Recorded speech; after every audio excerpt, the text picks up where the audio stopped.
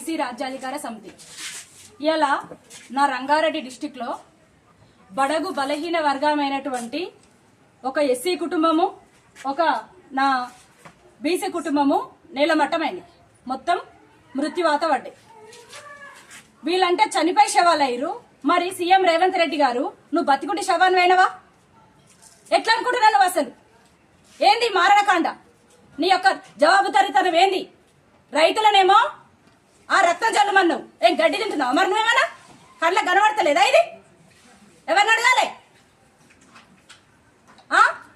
పోలీసులో ఉన్నటువంటి పోలీసులు 20 లక్షల లంచం తీసుకొని ఆడు ఉన్మాదని, వాడొక సైకో అని చుట్టుముట్టు ఉన్నటువంటి వాడ మొత్తం చెప్పిరు, కంప్లైంట్ ఇచ్చిర్రు.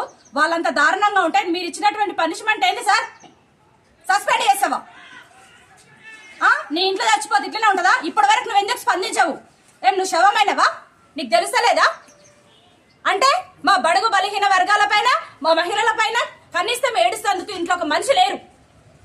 మెంటల్లీ రిటార్డెడ్ చిన్న పాప, ఆ అమ్మాయి అసలు ఎవరమ్మని వెళ్తే వచ్చిరేమో, మా అమ్మ వచ్చిందేమో, మా చెల్లి వచ్చిందేమో, మా నాన్నమ్మ వచ్చిందేమో అని ఉలిక్కి పడుతుంది.